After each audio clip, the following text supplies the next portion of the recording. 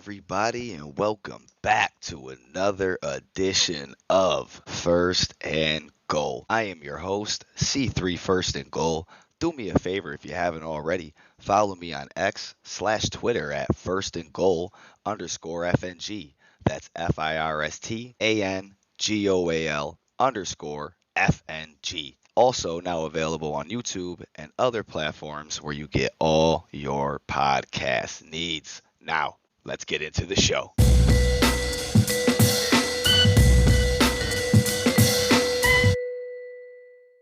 All right, Panther fans. After a short wait, I have returned with a Week 10 preview. The New York Giants and the Carolina Panthers are set to face off Week 10 in Munich, Germany. Both teams are struggling this season with records of 2 and 7. This game will be the first game in Munich since 2022. And let me tell you, folks, how good it feels to be back. I am sorry for the little delay of the pod. Again, being back at work, juggling 5 kids, and managing everything. It's been slightly difficult to record. Also coupled with the, recent moves of the Panthers and, obviously the state of the 2 and 7. It's just been emotionally invested in the team and everything. It's just been kind of So coupled everything together, haven't really had the ability to do it, but I'm back better than ever and super excited to roll out this Week 10 preview. So in this preview, we're going to cover 5 key points to watch. We're going to cover key players on both teams, Panthers and the Giants. Break down some stats, as I love to do. Talk about Chuba's recent contract extension and also Bryce Young's return. Followed up with a little bit of my predictions of the game. So let's roll right into this. So first key points to watch in this legendary game coming up, because it is the first time the Panthers are in Germany. We got to really look out for the Giants defense. And the reason why I bring this up, because the Giants defense has been solid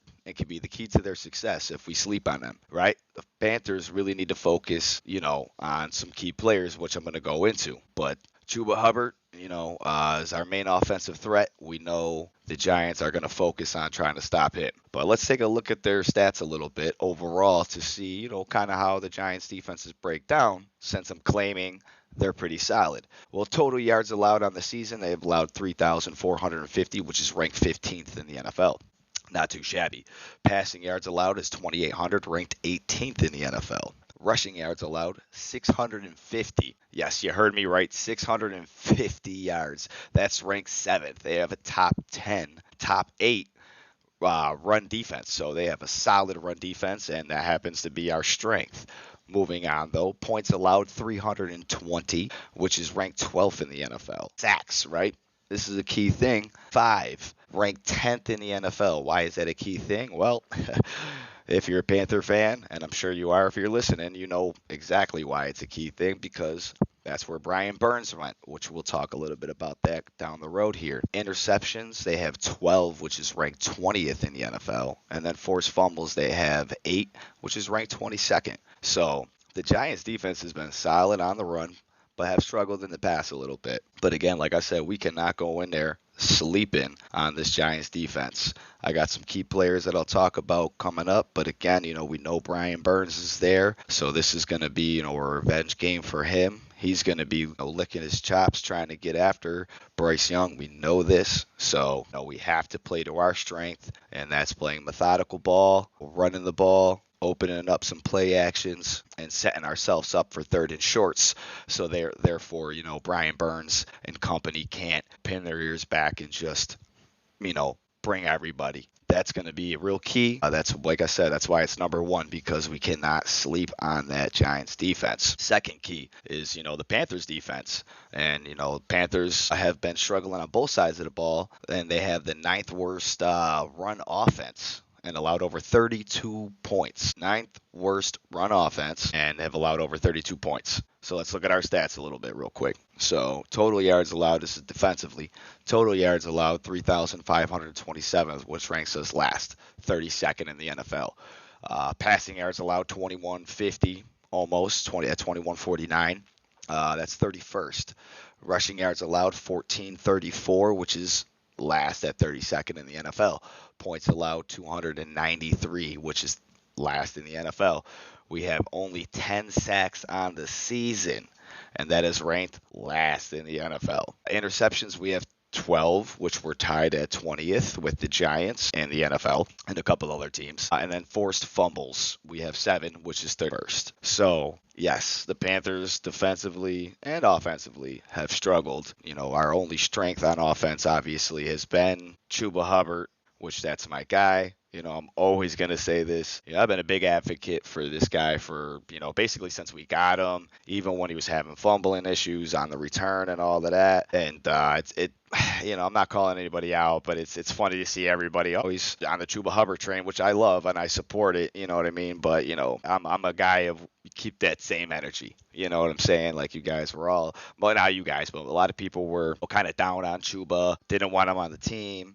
And again, I understand he had some struggles early on in his rookie year, but the dude's a beast. He works his tail off. He literally is, like Dan Morgan said, the epitome of what a Panther is. And I absolutely love this guy. I've recognized that off rip when we got him. He just never gave up. He just kept pounding. That's what we do. And now look. He's a front runner to be a leader on this football team. And, I definitely going to say I called it, because I did. And I was saying it before the season started this year that he would be a 1,000-yard rusher and a leader on this team. They haven't made him a captain yet, but it's definitely going to be the case next season. So, yeah, I'm excited about that. But again, that's the only thing that we got really going good for us on offense, so we got to just play it safe and, we'll move on here because I'm getting off track. But anyways, second key thing to be careful about is, the injuries. The Panthers, again, will be without Ike Ekwonu and Adam Thielen. And again, we were down, guys as well from the IR. So something to watch out for. I do like our depth at the line, so this isn't something that I'm concerned about, but it is something to watch out for because really it's a indictment on, Ike Ekwonu, right? Because if we keep playing well with him not at left tackle, he might get moved around. Who knows? I know there's a lot of, strong opinions on Ike Ekwonu as well. So, I like him. I like him at left tackle. He obviously isn't the greatest pass blocker, but we knew that drafting him. So that my thing is just, you play the players to their strengths. So, if he's not really the best at pass blocking, we shouldn't be throwing the ball 50 times a game. You know what I mean? We should be running the ball, but that's just me. So injuries is something to watch out for. Obviously this has been the story all year, right? We've just been getting banged up left and right, but it's definitely something to keep in mind. No Wiki, no Adam Thielen still. I do like the depth that we have at the wide receiver. Obviously, Jalen Coker, another guy I've been big on. Another guy who's trending, I love it, though, because I'm in full support because we need whatever type of positive energy to this team we can get right now. With, me also being an advocate in the draft process prior to April for Xavier Legette, him kind of coming around. Again, he's going to be somebody coupled with Jalen Coker. Like, we got two really solid guys. So, that's something to be real happy about. And then with the mentor presence with Adam Thielen, even with him not playing, him just being there, giving mental reps to these guys, coaching them up on the sidelines is huge. You know what I mean? So, yeah, I really like what we got going on for the future. A lot of our younger players that are getting these reps are really showing why we drafted them, and that's super exciting. Coker was a UDFA, but we should have definitely took a stab on him anyways, but either way, he was out there and we got him, so it doesn't matter. And then another key thing to watch is going to be the Giants offense. The Giants are going to be probably aggressive with Daniel Jones throwing down the field since, we do have kind of a weakened secondary. JC Horn's been playing well, but, they're going to move they're going to run the ball on us. They're going to play off the play action, and really what we should be concerned about, and the reason why I brought up the Giants offense is because Daniel Jones can be sneaky with his legs, so we got to watch out for that. There's going to be some RPOs there. He's going to take off at times, and we tend to lose to stuff like that. So hopefully we play a little spy, we're kind of ready for that. We don't play much man, so I don't know how we're really going to attack the Giants offense. So that's kind of why I put it up there. Is a key thing to watch.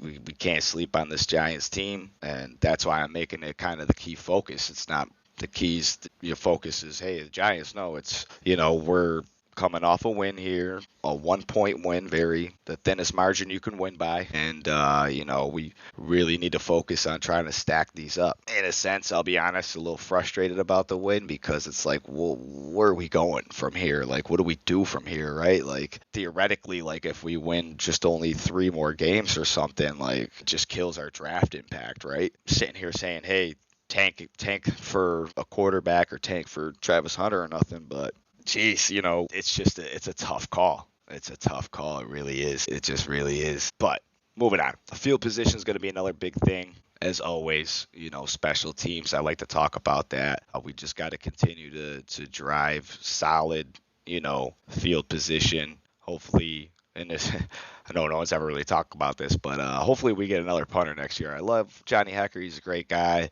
but we need somebody that can really flip that field position, kick the ball out of bounds a little more, kind of pin guys. So that's something that I haven't really seen from him over his tenure. Very, very mild at best if he has done that. But yeah, we need a boomer, dude. We need someone that can just, smash that thing 60, 70 yards, obviously hypothetically, but we need somebody with a good leg who can really flip the field position if we need to punt, and just special teams in general. Maybe even, I love Steady Eddie, but maybe even, getting some kicker competition there as well moving into next season. I wouldn't mind that. I do love Steady Eddie though. But, moving on, those are the 5 keys. Let's look at the power rankings between the both teams here. The Giants are ranked 25th and the Panthers are ranked 32nd. So it's a game we can win. It's a game we can win overall. I don't think as long as we don't go on there sleeping on the Giants offense and defense, we have an opportunity to make something happen here. We could definitely win this football game. So let's talk about some key Panther players. Said him, about nothing but good things about this guy. I love him. Chuba Hubbard, that's my main man, our primary running back, and has been the significant part of the Panthers offense. He alone has over 650 rushing yards and 5 touchdowns on the season, which if you remember what I just said, the Giants have only allowed 650 rushing yards all season. This dude's got it by himself. So, yeah. That's going to be, like I said, that's a key factor right there. We got to look at that. That's going to be the, top runner versus a top run stopping defense. So hopefully we prevail in this, what is that, unstoppable force versus an immovable object type thing. Hopefully we're the unstoppable force. So, but, looking at this, it's going to be fun. It's going to be fun. But Chuba, again, he's a key player, obviously, for the Panthers. He's been the man. And then Bryce Young, he's back, you know what I mean? Looking pretty good. I'm not going to slay Bryce Young. I'm just going to, say, hey, he's looked a little better. Maybe, I thought we weren't going to see him. And I said that in the when he was benched podcast that I did. But he's back, and, I'm not terribly mad about it. It has benefits for both ways. Dan Morgan already came out and said that he wants to keep him on the team. So whether that's true or not is we'll see. But, he's looked a little better. Maybe the benching did help him, humbled him a little, and maybe he realized he needed to step his game up, and he's shown that a little bit. So we'll see if he can do that as well against the Giants, because again, they have a pretty decent defense. He looked pretty decent against the Broncos. Obviously we didn't win that game, but he looked okay, and then a little better versus the Saints from his first game versus the Saints, that's for sure. But we'll see what happens. If he does finish strong, it maybe will increase his trade value. We could make a move or whatever, or we keep him and he becomes what everybody wanted him to become. I'm okay with that too. I would humbly be happy to be wrong about Bryce Young, but I don't see it happening. I'm just being honest, but we'll see. We'll see what happens. Jatavion Sanders, another key player for the Panthers. He has 24 receptions and 240 yards on the season, so it's not terrible, but obviously he had a kind of a breakout game last week versus the Saints. Big play ability that we've seen from him that we knew coming out of college that he had, and he's starting to grow into that role and really taking that on. Not only that, but as a blocker as well. If you watch that mic'd up, you've seen that he's really focusing on his blocking too. So he'll be a very key factor moving forward with Chuba Hubbard, and Bryce Young, and then moving on to Xavier Legette with another solid, addition and player, being able to get those jump balls. And, he's also developing as well. So we got, two dudes we drafted and two dudes that I scouted myself and were super big on and extremely happy we got. We are, again, got some super good young talent. It's going to take them a little bit to get it going. But as I said already, way back when, evaluation season and how we're seeing the evaluation, right?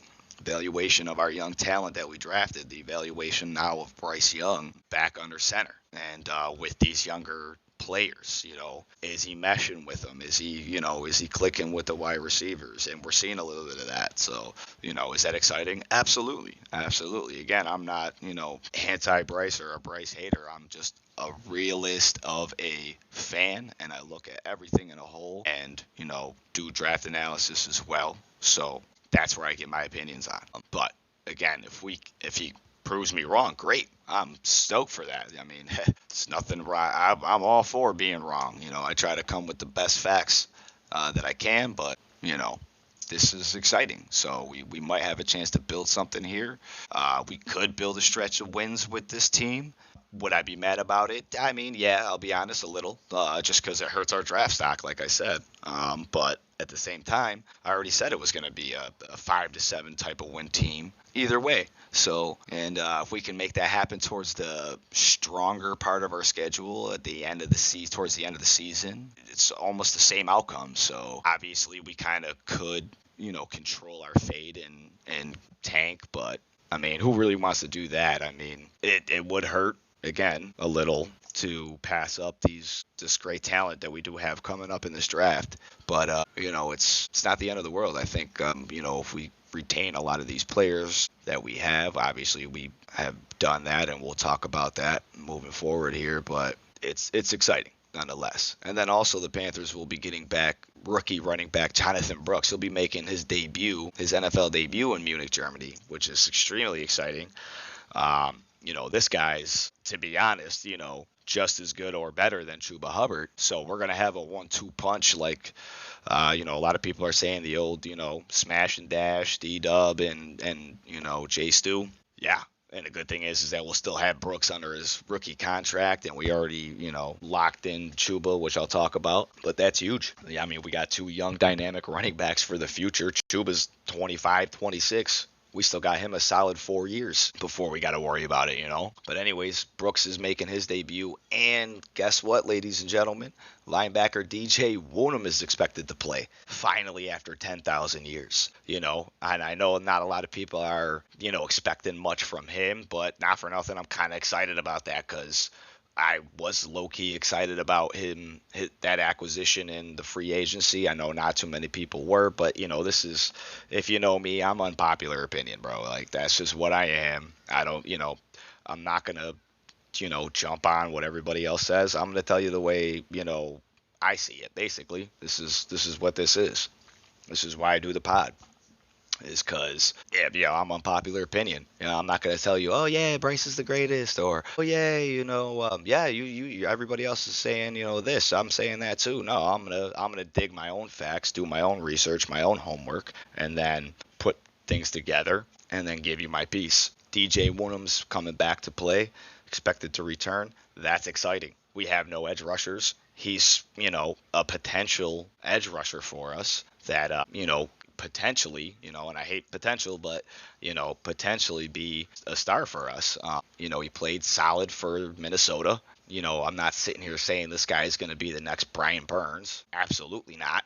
But him actually in the lineup with Jadeveon Clowney, we might get something going here, especially with Charles Harris, kind of getting into his rhythm. He's a veteran player already, but, we're starting to get healthy and we can start really seeing what what we're made of, really, honestly. So that's exciting. You know what I mean? I'm real excited to watch that. And then some key players for the Giants. Obviously, Daniel Jones. He's been playing decent this season. Again, the thing I'm worried about is his legs. We have to watch that threat. Malik Neighbors, obviously, pretty much looking like the surefire number one wide receiver he should have been. But, he's been tearing it up, just eating up. We got to make sure that, honestly, J.C. Horn is shadowing him all game.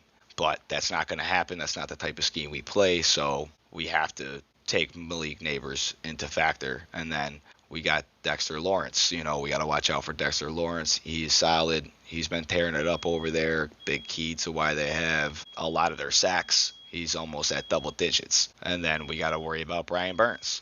Brian Burns is, going to be, like I said, ready for us. He's been waiting for this game. He circled it the moment he got traded and knew that we were playing him. You know what I mean? So he's going to be ready, and he's going to be the best version of Brian Burns, right? Because that's what happens when we play our guys. We get the best version, right? Anyways, moving on. So the key matchups here is going to be Chuba Hubbard versus the Giants' runs defense, as I already kind of talked about a little bit. Hubbard has been the Panthers' main offensive weapon, and the Giants will need to stack the box and focus on stopping him and limit the Panthers' ground game. So that's going to be the key. Like I said, top 5, top 10 run offense versus top 10 run defense. That's going to be an awesome matchup. Key matchup number 2 is going to be Bryce Young versus the Giants pass defense.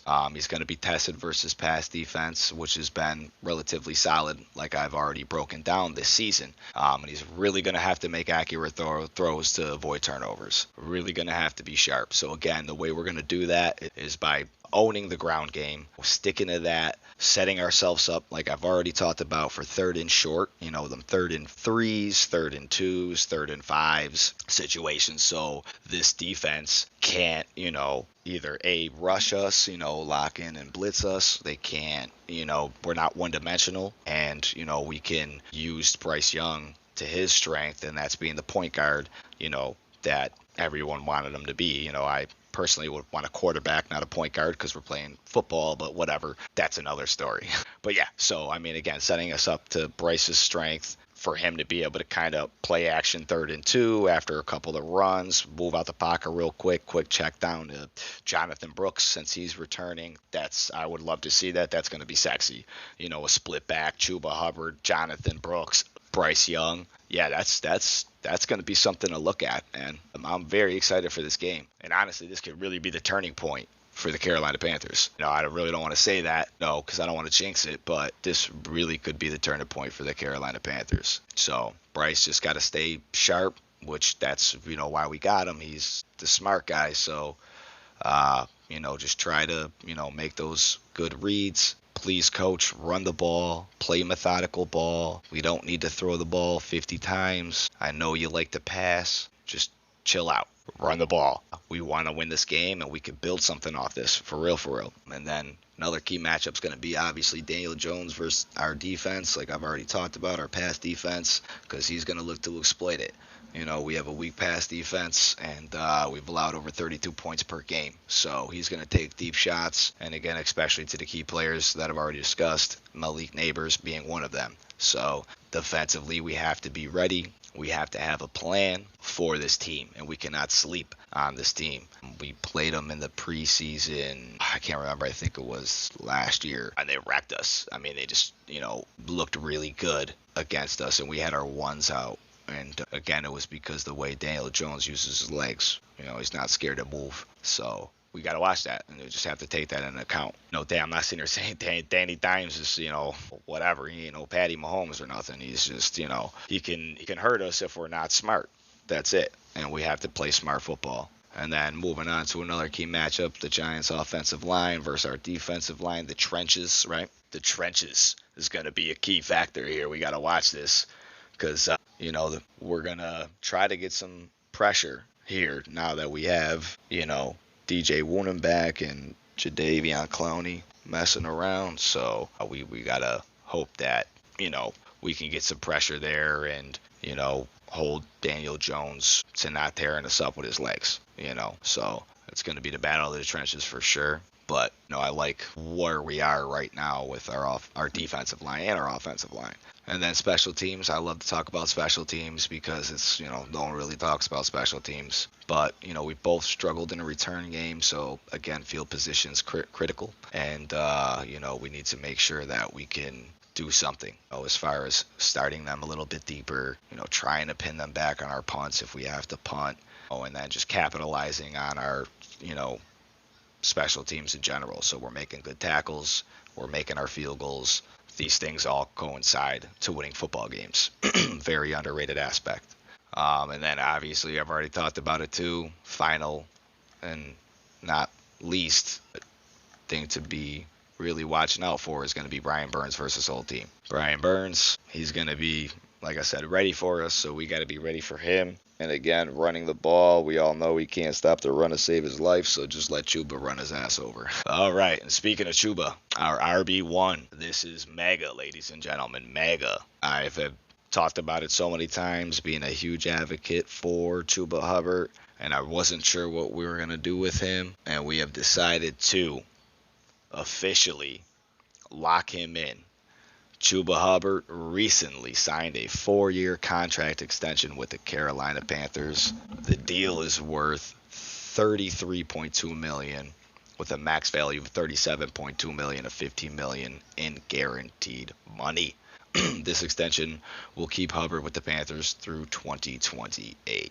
Let's go. Congratulations, first of all, to Chuba Hubbard. I'm so excited for you. I can't believe it. I, again, wasn't sure what we were going to do because we drafted Brooks, but having the 1-2 punch, I'm okay with because, like I said, we got Brooks still under our rookie contract. So by the time we even need to go to re-sign him or throw him an extension, Chuba Hubbard, his contract is going to be kind of dwindling. So it's a smart move. It makes perfect sense. Now we have literally 2 stud running backs. We don't have to worry about that for a long time. That's huge. And, it all starts with the running game. So we got the offensive line figured out. Now we solidified our running back room. Bro, we're making moves. This was, a lot of people were kind of upset about it. This was a great move. Very great move. But Hubbard has been a bright spot for the Panthers this season. He ranks 5th in the NFL with rushing yards with 665 yards, as I said, and 5 touchdowns. And he's averaging 5 yards per carry. So if you weren't sure what that means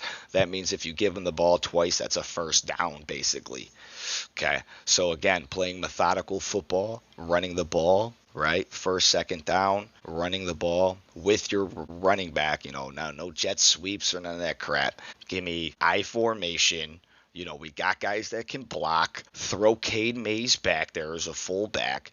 Whatever you got to do. But yeah, get it done. Run the ball. Anyways, this was huge. This was a huge extension. And again, I've already made a few posts on X about it. I'm still stoked, and Chuba Hubbard's jersey will be the first jersey that I purchase. I've been waiting because I know we like to get rid of our players. Haven't got a new jersey in a while, but Chuba's been the one I wanted, and definitely grabbing me, hopefully a white stitched Chuba Hubbard jersey. So if anybody's listening and you know where I can get one, shoot me at on Twitter and let me know where I could find a white stitched Chuba Hubbard jersey. That would be fantastic. Again, I'm out of state, so I don't get all the goodies. And even when I go into Carolina, it's super hard to find Carolina stuff. Don't even get me started on how upsetting that is. I'm like, bro, I'm in literally North Carolina, in Charlotte. And where's the Panther stuff, bro? I'm in Charlotte. Oh, man. Anyways, so very exciting. Congratulations again to Chuba Hubbard. He's, again, our RB1. And even with Jonathan Brooks coming back, he will still be our RB1. This is going to be a 1-2 punch.